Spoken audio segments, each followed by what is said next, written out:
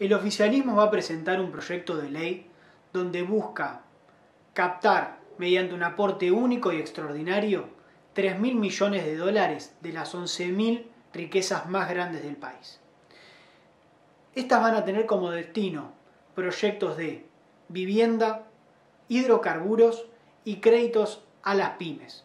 El objetivo es reactivar la economía mientras se ayuda a los que más lo necesitan con los gastos ordinarios mediante transferencias como la IFE, mediante las ayudas, las ATP para pagar los sueldos, que permitan reactivar la economía y volver a encender la rueda de la actividad económica a lo largo y ancho del país en un contexto de crisis y pandemia mundial.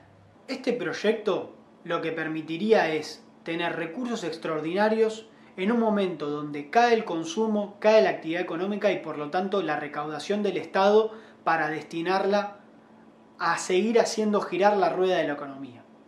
Entonces, habiendo heredado un contexto de 4 años de ajuste por los que menos tienen, los trabajadores, los más humildes y las pequeñas y medianas industrias, estas ya no pueden poner más ni colaborar más.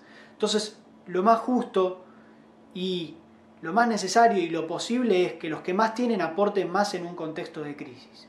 Esto permitiría, como decía anteriormente, reactivar la rueda de la economía y con estos proyectos que se plantean hacer, generar trabajo y empleo a lo largo y ancho del país.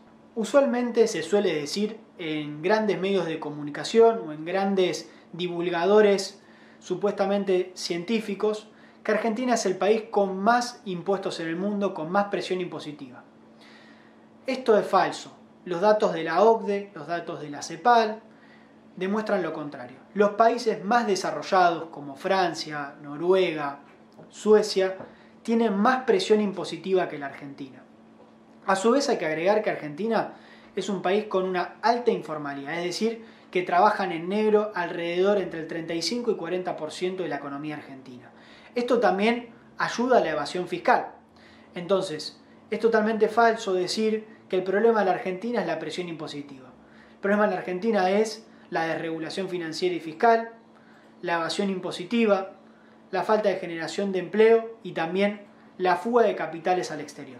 Que Argentina es el 5º país con ganancias extraordinarias puestas en paraísos fiscales, es decir, riquezas que en vez de ser reinvertidas en el país, se fugan. Por otro lado, también es falso decir que la presión impositiva en la Argentina es lo que desalienta la inversión. Si uno mira los 4 años de macrismo, la inversión extranjera directa fue la más baja en los últimos 12 años. Por otro lado, si uno mira los niveles de inversión respecto al total de la economía, en los países centrales donde se cobran más impuestos, es más grande la porción de la torta que se destina a la inversión. Además hay que decir que los países donde más inversión extranjera directa hay es los países desarrollados también, que son los que cobran las presiones impositivas más altas. Entonces, es falso decir, para dar un verdadero debate sobre la estructura impositiva de Argentina y cómo se cobran impuestos, decir que el problema es la presión tributaria en Argentina.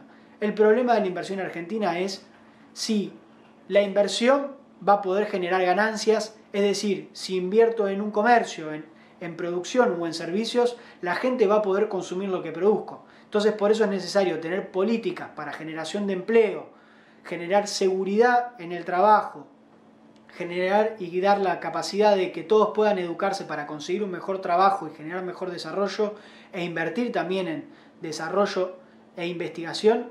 ¿Para qué? Para que haya más inversión en la Argentina. Según datos de la CEPAL, el 10% más rico de nuestro país solamente aporta el 10% del PBI. En los países como Estados Unidos aportan el 15% del PBI.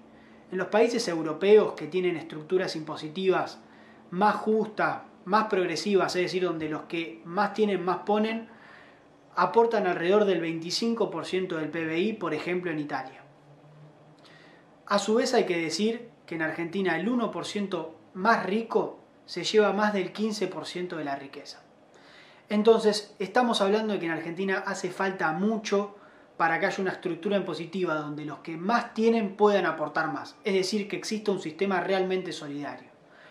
Para esto también es necesario acabar con la fuga de capitales. ¿Qué implica esto? Que la riqueza que obtienen los sectores más adinerados de nuestro país la llevan a paraísos fiscales, como decíamos anteriormente.